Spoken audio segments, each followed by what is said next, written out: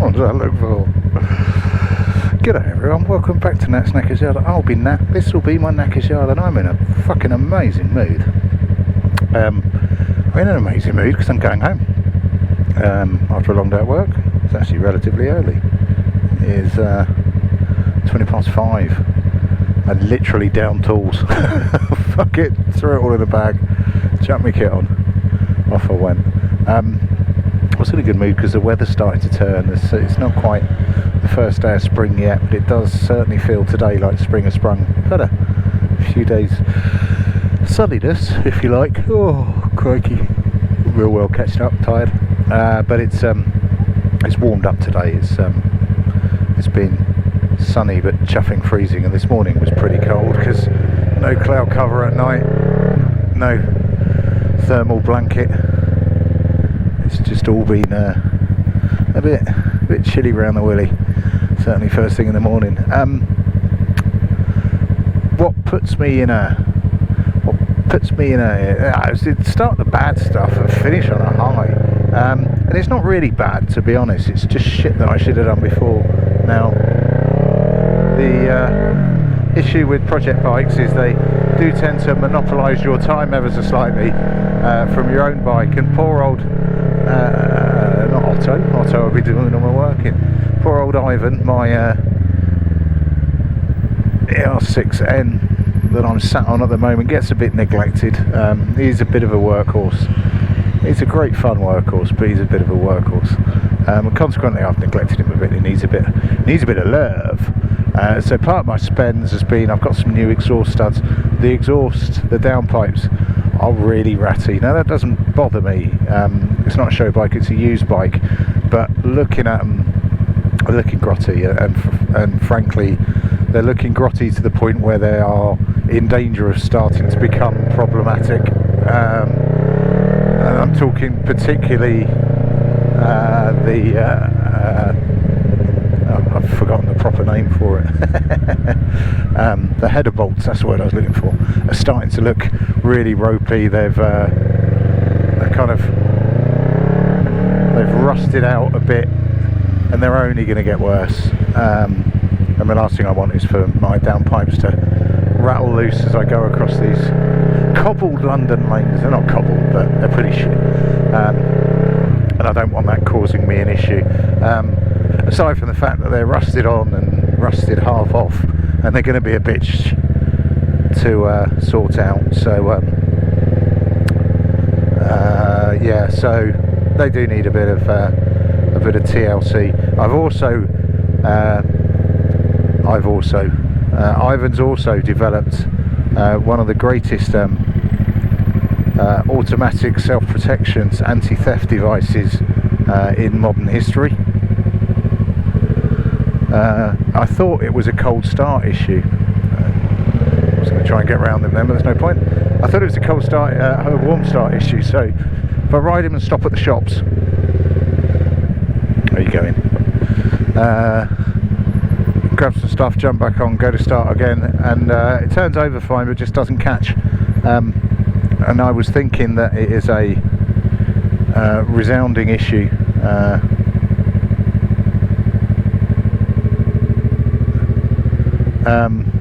I thought it was a fundamental issue, and I was looking at battery. It's got fairly new batteries. Stator, I have bought a stator because when I bought it a year ago, there was an argument as to whether or not it had stator issues, because it seemed to be having charging issues. I bought a new battery, put on the original regulator rectifier, because the guy had the stator change and the regulator rectifier changed before.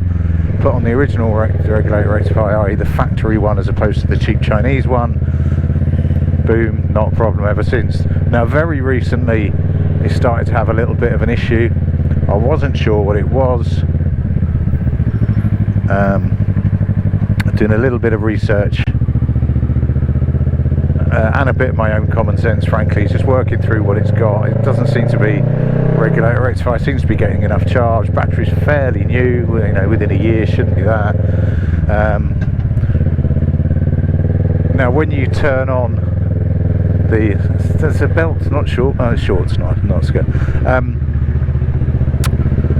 When you turn the ignition on, you get the normal, you know, funky music of the throttle bodies testing and opening and closing.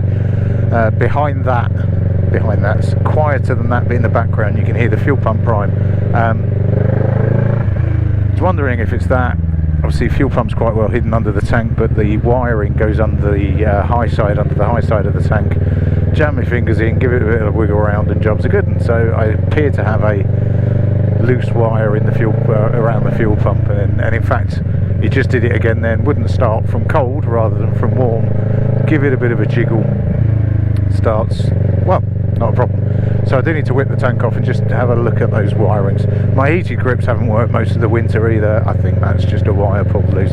It's the sort of crap that you should, with most of these things, keep a bit more of an active eye on and a bit more of a hands on, but we all neglect. So I need to de-neglect Ivan at some stage in the very near future. Come on dude, move forward, let me get in front, stop playing with your bike.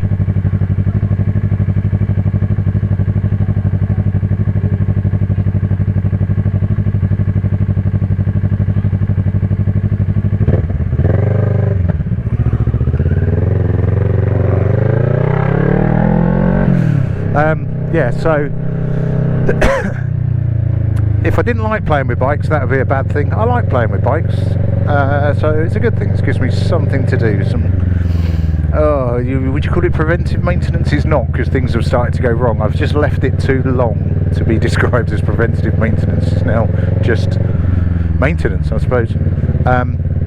So yeah, Ivan needs a little bit of love in the very near future before things get dramatically worse. Other good news, other really good news on Otto. So I have played with the downpipes in the exhaust, but I've stuck with what I've got, which is effectively a slightly mutilated exhaust system. So on a original it would go from the two pipes onto a collector box, onto a link pipe, then onto the exhaust muffler, whatever you want to call it, the silencer. I've got pipes that go straight into links, into silencers, and my silencers are not particularly silent. They are cheapy Chinese ones that were sort of copper coloured when I've got them. I have subsequently painted them black to make them look better. They did have the baffle in, but with no wadding, so I put some waddling, and don't get me wrong, it's better, but my welding is dog poo. I had to use some exhaust paste around little holes that I hadn't quite managed to fix up. That started to give way, because exhaust paste is only really a temporary measure at best. I did have it as kind of a, if things were going to get, you know, if I was really pleased with the bike, I was going to potentially throw a lot of money at it and get some Delkovic new ones, which are about 260 quid. So I need to be really confident that the bike's going well to do that. I'm still not quite there. I was close, but whilst I was looking, I did manage to find some on eBay. I put in, it was, you know, £51 starting bid or you know, best offer. I put in a 60 quid best offer, which was turned down. Took a little while to turn it down actually, but was turned down.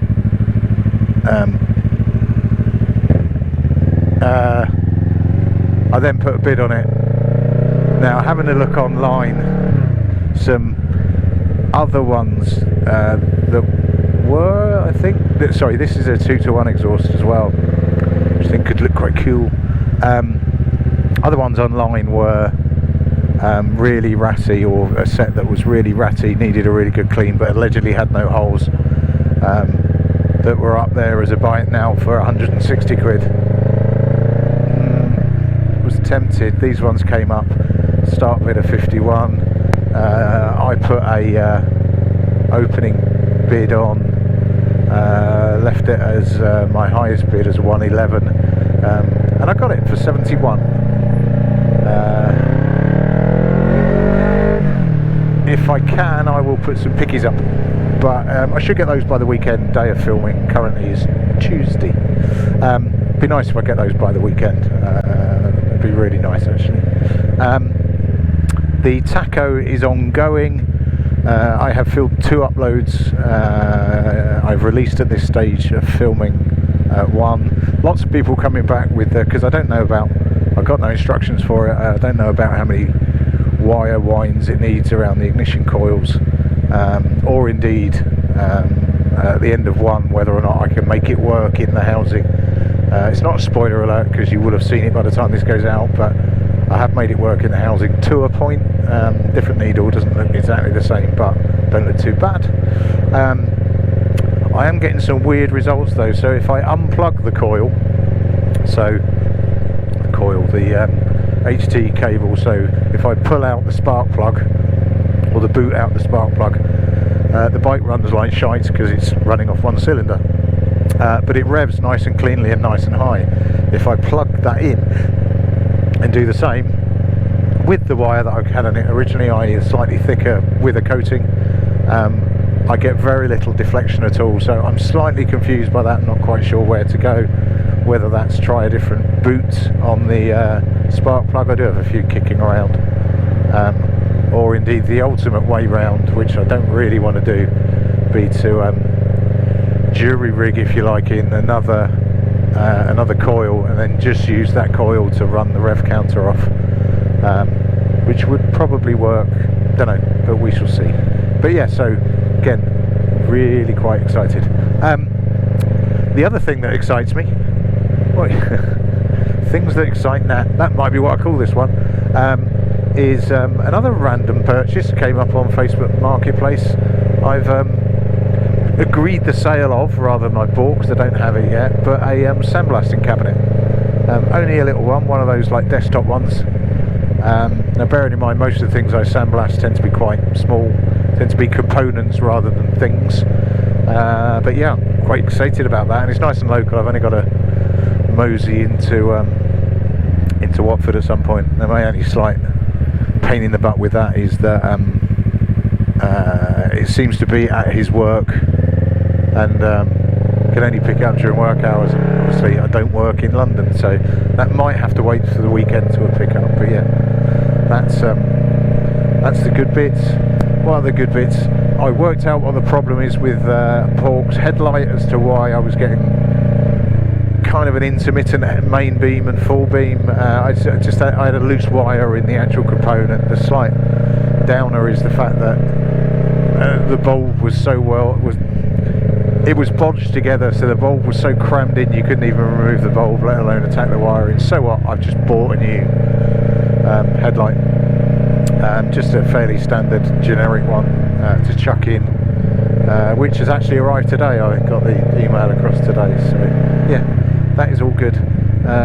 What makes me unhappy at the moment? Nothing. The thing that makes me unhappy at the moment is the state of the world, but there's nothing that I could do to fix that on a bike. All I can do is keep myself sane and hope that the rest of the world follows. Right, that will do me. Cheerful Nat, riding home in what approximates to sunlight rather than darkness and rain. Cheers all, I'll catch you later. Ta-da.